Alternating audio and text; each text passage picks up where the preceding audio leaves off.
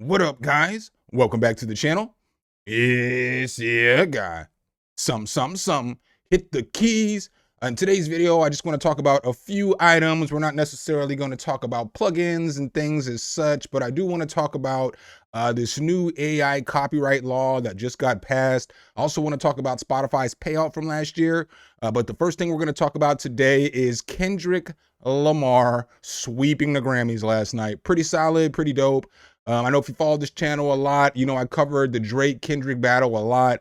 A lot of people were on my neck, even though I said hundreds of times that I thought Kendrick won the battle. I just wish that the battle would have went in a different direction for both the artists as far as the things that they were rapping about. But we're not going to hate on the man today because, you know what I'm saying, I'm all about giving him his flowers. So in case you didn't know, last night was the Grammys. Kendrick Lamar was nominated for 5 different categories when it came to Not Like Us. Let's go ahead and take a look here at this story real quick. All right, Kendrick Lamar sweeps the Grammys by winning Song of the Year with Not Like Us. As we see here, Kendrick entered the Grammys with 7 nominations among 5 categories. Overall, he swept the premiere ceremony with 3 wins for Not Like Us. These came in the Best Music Video, the Best Rap Song, and Best Rap Performance. I feel like the Best Rap Song should actually be on the Grammy show. You know, since hip-hop was like the most popular genre for a few years, it should probably be on the main show, but I digress. But the performance, however, with the Drake diss track being nominated for Song of the Year and Record of the Year, there was skepticism that he would be able to get it done. Well, why? He has been surrounded by massive pop stars. So there was a lot of massive pop stars and everything there last night. I don't know if you did see the Grammys. It was a pretty cool moment because when they called him up there to win one of the awards, like for the best album of the year or something, they had Not Like Us playing.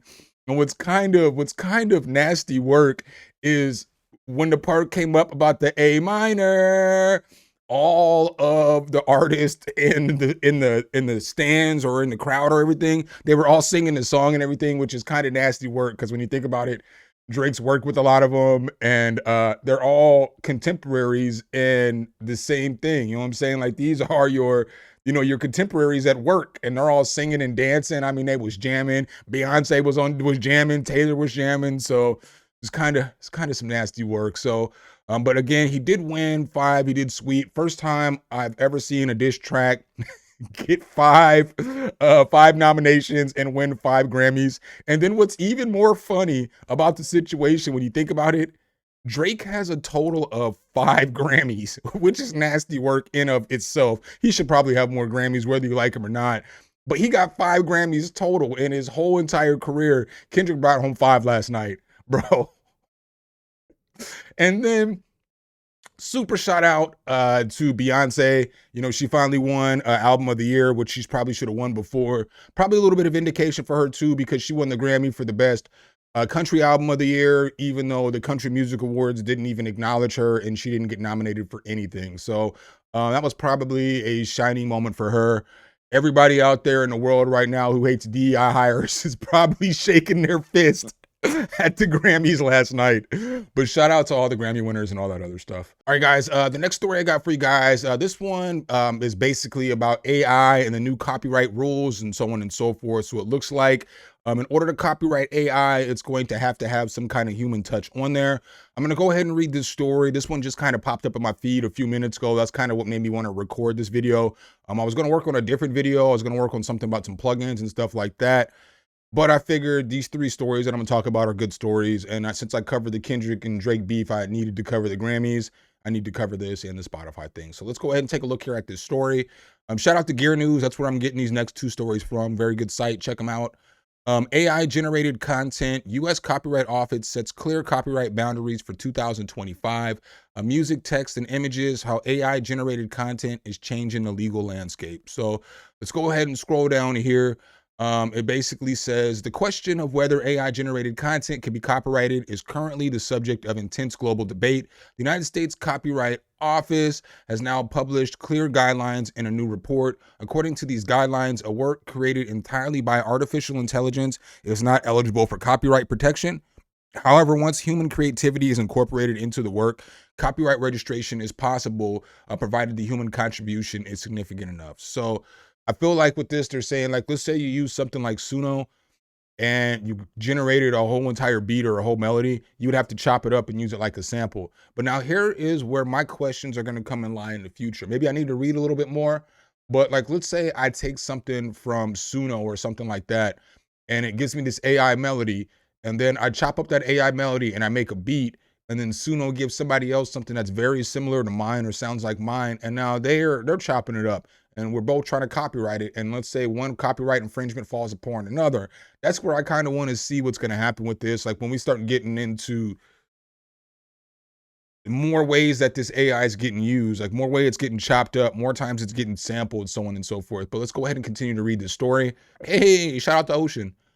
AI generated content may not always be protectable. According to a report, the United States Copyright Office, the protection of created content should be limited to the works that incorporate human creativity. The USCO sees no need for new legal legislation because existing copyright law is sufficient to meet the challenges posed by AI. The copyright organization emphasizes that the central element of copyright remains the identification and recognition of human creative contributions. Extending it to a machine-generated content would undermine the basic principles of protecting creative works. So I guess here's what I'm gonna wonder too, because I don't know if I feel like this article explains this enough. So what is enough human touch to it? So like, what if I get a beat from Suno and I get the whole entire melody, I get all the drums, I get all the bass, I get all that stuff, right?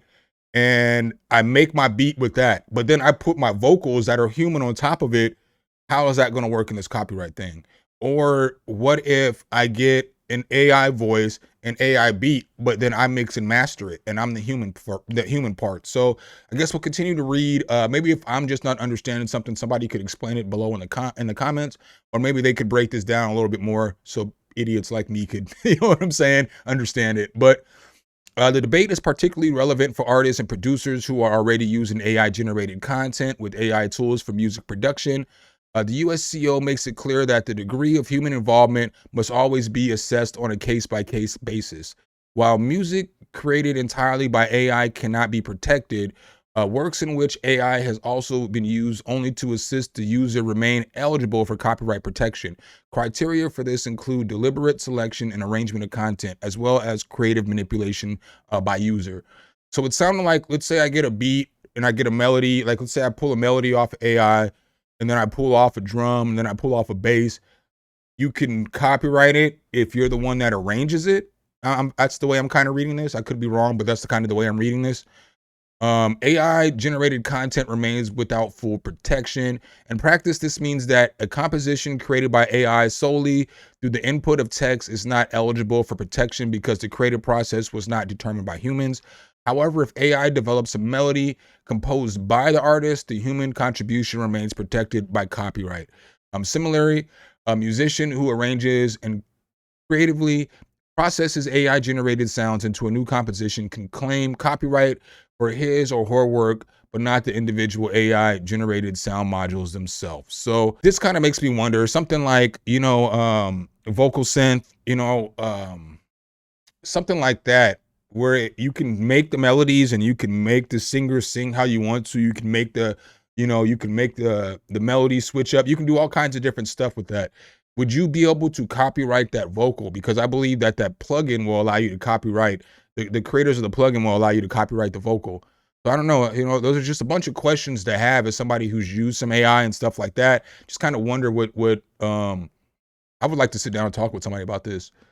Let's go ahead and finish through this article real quick, and then we'll get to the last story. So one issue that remains unsolved is the training of AI models with existing copyrighted content. Numerous lawsuits by right holders against AI developers are already pending. The music industry in particular is eagerly awaiting court rulings on the use of copyright music for AI training. Companies such as Sony Music, UMG, and Warner Music have filed lawsuits against platforms such as Suno and Udio, claiming that AI models are using their work without permission. The USCO's decision in that case could have a lasting impact on the entire AI-generated market. So I'm feeling like, you know, I don't have the answers. Obviously, I'm not in these closed doors with these people, but I do feel like they're not going to let a model they're not going to let Suno and Udio model their music anymore, you know, because I feel like that is a copyright infringement. That's no different than sampling somebody's music and they're not paying, you know, for the clearance of the sample. So lastly here, while the report provides some clear clarification, the issue remains very complex. The lack of a way to protect AI-generated content alone could create a dilemma for some artists. To protect their copyrights, creators may be tempted to disguise the use of their AI in work. At the same time, the lack of protectability of AI-generated content could lead to new challenges in terms of plagiarism and licensing issues. While the USCO provides clear principles, the future of copyright and AI age remains a dynamic and complex area. So I guess we'll see more about this as the story continues to grow and as these lawsuits come in with these other companies and, you know what I'm saying, AI basically modeling their music off to theirs. I'll definitely report on that when the time comes. Pause. All right, guys, and last but not least here on today's video, I'm going to talk about Spotify. It looks like they just paid out $10 billion to artists last year. Let's go ahead and take a look at this story and look at some of the artists' thoughts. Some of the bigger artists, you'd be surprised what they think about this too as well. So Spotify payday 2024, $10 billion for the music industry. Is this really a success for everyone? And then here's a comment right here. How fair is Spotify? Anthrax drummer, you can make more money selling lemonade. Facts. Facts. You can make more money selling water on the side of the street than you can from Spotify if you're the typical person. Spotify has reached a new milestone, distributing more than $10 billion to the music industry in 2024. This brings the streaming service total payout to nearly $60 billion since its inception. According to Dave Kafer, Spotify's VP and head of music, this is just the beginning of an evolution that has permanently changed the way people consume and pay for music. But is streaming really good for all musicians? Of course not. You know, obviously, what most of you guys know, Spotify doesn't pay you for a song if it has less than 1,000 views. Which isn't really fair because they're still going to go ahead and put those ads on those pieces of music. And then the money that they make off the ad, they're going to pay to other artists. So, I mean, that's something that has to change. I mean, I don't think that that's cool by any means or any stretch of the way, especially when you consider Spotify started illegally by basically downloading a bunch of illegal music, setting up their site so that they could present it to people in order to make this work. So y'all didn't even start off legally. And now y'all are like the people who are in charge of basically the music industry, if it makes sense, because everybody listens to music on Spotify. So it's just wild to me. But back to the story, how many musicians are really getting good money? It says right here in 2014, around 10,000 artists earned $10,000 per year. And they're saying in 2024, that same 10,000 amount of artists will make more than 100,000 per year. So it doesn't sound bad on paper, of course. But Kiefer also emphasizes that streaming has become a natural model for music fans and that Spotify, with its personalized recommendations, ad-supported free version, and global marketing strategy is playing a specific role in this transformation. And that's right, because you see here, you got ad-supported free versions. How can music be free, bro? How can music be free?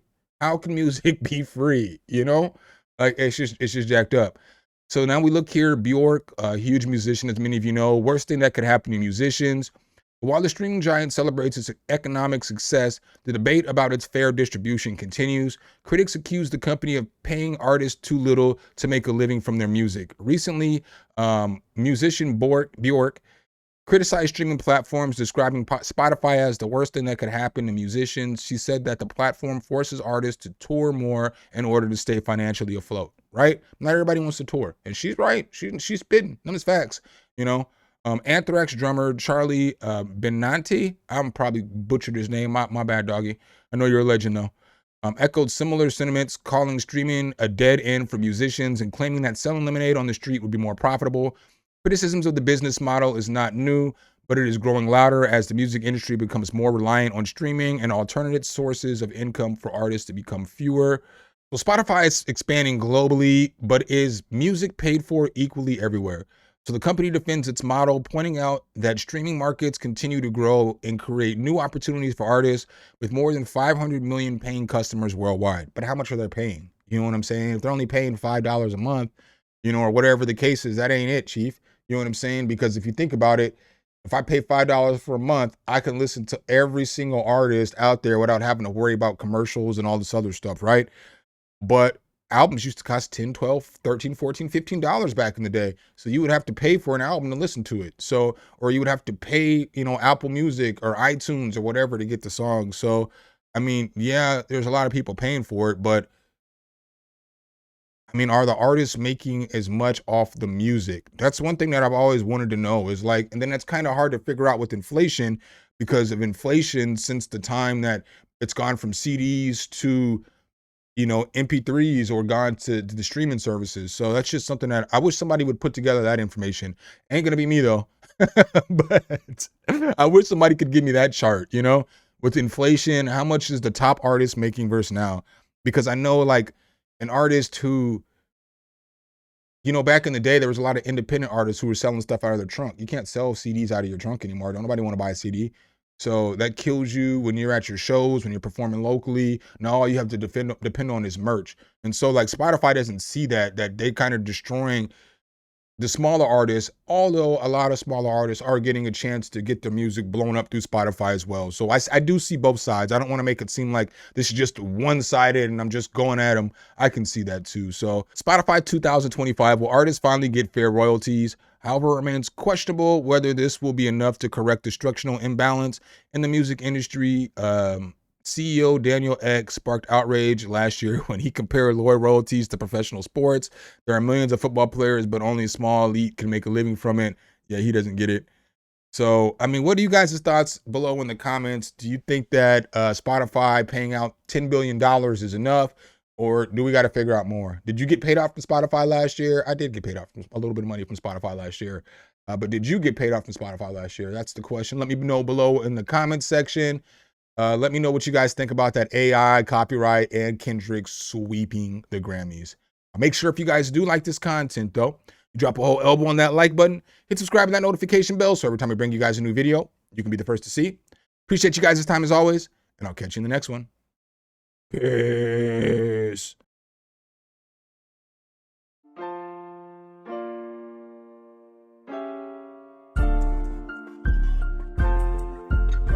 Some, hit the key.